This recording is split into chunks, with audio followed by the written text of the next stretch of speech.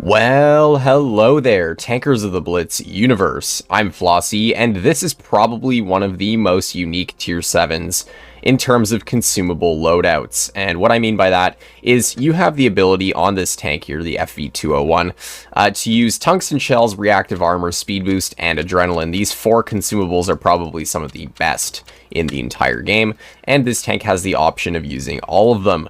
But which ones do you choose? Well, that's what I'm going to be figuring out in today's video, because I will be testing out different combinations of consumables while reviewing this tank's gameplay style, because this tank is actually really underrated at Tier 7. But let's break into the tank stats before we get into that in 3 live games. So starting off with its gun, it deals 160 damage on its standard shells, 135 on its premium, and 200 on its HE. The tank has 8 degrees of gun depression, which is pretty solid. It has decent penetration at 171 on its standard, 239 on its APCR while using gun rammer, and 20 on the HE, which is really sad, actually. 20 sucks, but oh well. In terms of its gun handling, it's very, very good at 2.8 seconds of aim time with a dispersion of 0.308, so very good there. And its DPM is fantastic at almost 3,000 for a Tier 8 heavy. That's quite insane. And its overall mobility is solid, nothing special, but nothing awful. It goes 31 forward and 16 in reverse without using the super speed boost. So overall, in terms of its armor profile as well, this tank, it's troll, not very reliable, but it's troll. The upper plate and lower plate, basically the hull is really weak. The turret has a good gun mantlet, but the turret cheeks and even part of the roof is quite weak. So honestly, nothing really crazy in terms of its armor, but its gun is what really makes this thing underrated and what makes it insanely dangerous, especially if you get into a game up against Tier 6 players.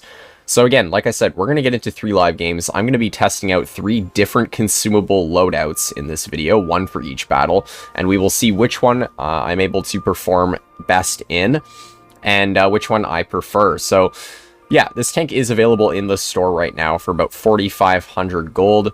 At the end of the video, I will, of course, give my opinion on whether or not it's worth it. But yeah, let's wait for Wargaming to load me into battle. And then we'll see what we can do in our 3 live games. Oh, good. I didn't have to wait too long. Here we go.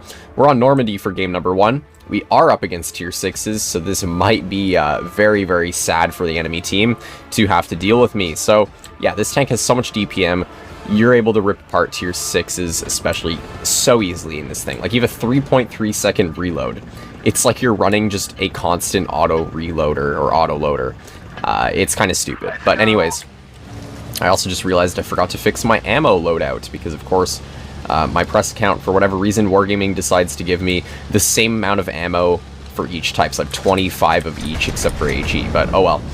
I'm not going to worry about that right now. Let's see. Hopefully we don't run out of AP ammo, honestly. We'll see what happens, though. You can see here, like, getting up to my position is a little bit on the slower side of things. That mobility kind of sucks, but it is what it is. So, let's see what we can do, though. We have a VK3601 in front of us. And I'm going to position myself in a spot where I might be able to hit his tank with my good gun depression here in just a moment. There he is, but I also see... Oh, hello.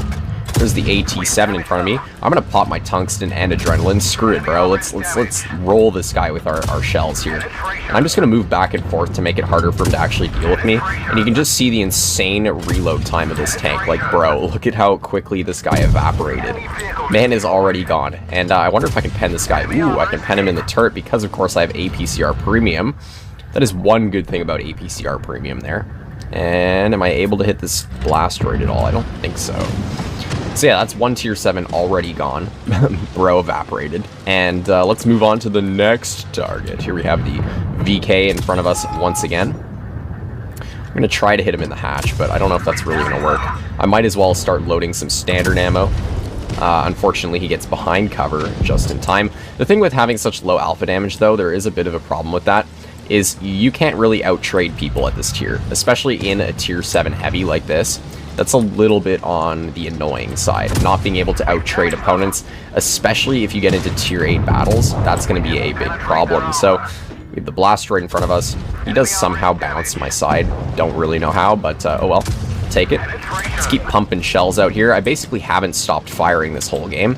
And we do have a medium tank on my side now, who I'm going to try to bully. We'll see what happens, though. I do have a couple of tanks on me now. This is going to be a little bit of a sus situation here. I need to get this guy out of the game fast. Let's see what we can do. We do pick up the kill. We do get set on fire, though, but I'm going to load my tungsten shells now. Hopefully, I can turn maybe in time. Oh, boy. This is going to suck. This is really going to suck here. Maybe I can get a bounce. Lucky bounce, please.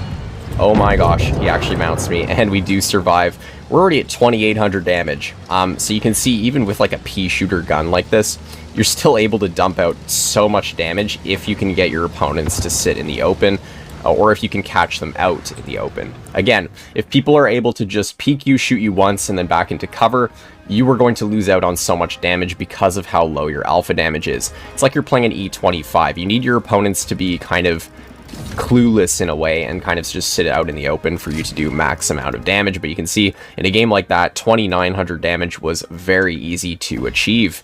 So that's loadout number 1 using tungsten and adrenaline here. So what I'm going to do next is I'm going to take off my adrenaline because of course this reload on this tank is already good enough, and we're going to put on reactive armor to see if that will help us live longer in the battle. Reactive armor obviously basically denies 25 or 20% of the damage you take from shells that are not HE shells. So in this tank, the rear armor of this tank is very squishy, so do not show your rear to players or they will HE you and negate your reactive armor's usefulness. So let's see what we're able to do with tungsten and reactive in battle number 2. And, yeah, I mean, you can see there, like, tungsten's nice and all, but on the alpha damage that this tank has, like, it's so low anyways, that, like, tungsten, it's only going to make so much of a difference, right? But this tank is still hilarious. Like, the fact you're able to have 3,000 DPM on a heavy tank at tier 7 is kind of stupid. Like, you have, like, AT-15A level DPM on a heavy tank. It's pretty stupid, but anyways, let's get into game number 2 here, and let's test out our new consumables here. Let's see what we can do, and let's see who we can bully. We're up against more tier 6s, how fun. And they do also have a KV3 and an E10, so high alpha damage tier 7s there, so I do have to be careful of those. You do have a decent amount of HP, because this thing is kind of like a medium tank like gun placed on a heavy. You have a lot of DPM, but you also have a lot of HP, so it's kind of like in between a medium and a heavy tank. You have heavy tank mobility, heavy tank hit points, but you have like a medium tank level of DPM and kind of armor profile. So it's a little bit of a strange tank in that way, but it's honestly really fun to play. And it makes good credits too, because obviously being at lower tiers, you don't have to fire as much premium ammo to do tons of damage. So let's see here. The SP1C, bro, is stock, so I'm not too worried about that. We're going to load our tungsten shells. Hopefully he keeps pushing. That might have been a bit of a waste of my tungsten, I'm not going to lie. Let's use our decent accuracy, though, to pen him in the side there with a bit of a tricky shot. He is dead already as well. Yeah, that was a bit of a waste of my tungsten shells, not gonna lie. I probably should have waited for a better target to sit more in the open. And oh my gosh, bro, what am I looking at right now? Why is there just a Jackson and a Hellcat that just both, like, popped out of that same TD area? What am I looking at right now? Well, I am gonna pop my reactive armor. I guess we're gonna find out if this works out at all. And I'm gonna try to bait a couple of shells from this Jackson here. See if he's going to get baited by it. There we go. He does, in fact, just track me, which is good. I'm going to try and shoot this Hellcat if he pokes, though. He's going to be the main focus for me right now because, of course, the Jackson is, like, full health, so I'm less worried about him right now because I want to get the tanks with lower HP out of the game as much as I can. Jackson does, of course, start looking at me again. Let's see if I can, like, bait another shell. Tank's not great at side scraping, I'm not going to lie, but there's not really anything else I can do, so I kind of had to put myself in a side scraping spot there. But I mean, you can see there, like, in that situation, again, I kind of just wasted my reactive armor. I could have done without using it, but we'll see. On the move shot towards the Hellcat does not work, but honestly, at this point, I'm just going to take one from the KV4. The thing with this tank, though, is it's British, so its ammo rack is going to get destroyed, like, super easily for whatever reason, so keep that in mind as well. Be careful, especially when you're taking shots from higher alpha tanks. With bigger calibers, there's more chance that your rack and other crew members are going to get destroyed. You see the Cheeto off to my side there. And can I get an on-the-move kill? I had the shot, but I just didn't take it fast enough. And all that's left is an AFK E10, who's hopefully going to stay AFK, so I can farm him out. Unfortunately, I just need to move up. I need to stop sitting back here. And my gun needs to hit its shots. Come on, gun. Please work. I'm going to block this guy's lower plate, so then it's harder for my team to get damage out, because, you know, of course, I'm a damage farming little bitch. So let's do that. There we go.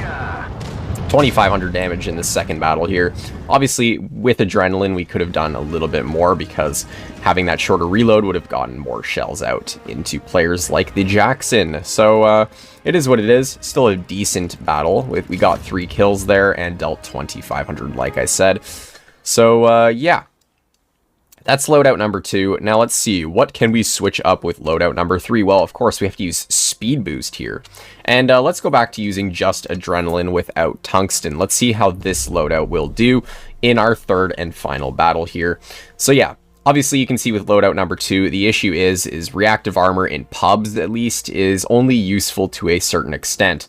If you are putting yourself in a situation where you have to use reactive, chances are you shouldn't be in that situation to begin with, because reactive armor is only going to save you so much when there's like 4 people shooting at you, right? It's going to block a certain amount of damage, but people are still going to keep shooting at you past the use of your reactive armor. So it only works for a certain amount of time, obviously.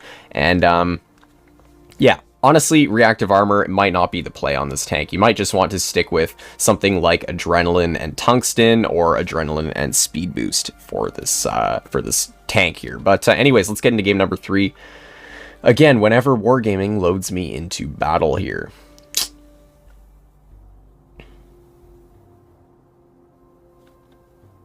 And here we go. Finally.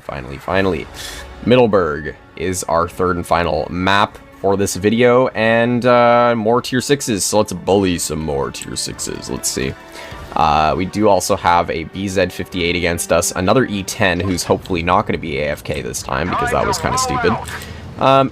This is a good map. I'm going to use my speed boost to get myself up towards C-cap faster. You can see here, this really helps a lot. Super speed boost is great, but it only improves your top speed up to like 35, so in a way, I feel like on this sort of tank, it's not even really that worth having the super speed boost unless you're using it to reverse out of situations faster. Then it's going to be useful. Wow, we do hit a nice shot on that MT25 there. That's good.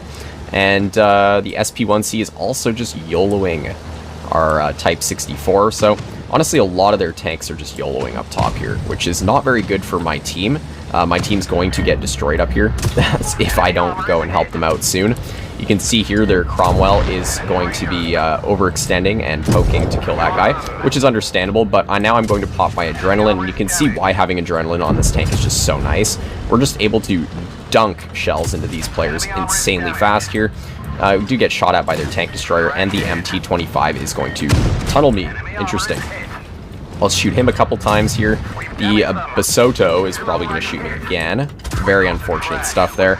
And at least the MT25 is going to die. That's good. LTTB picks him up.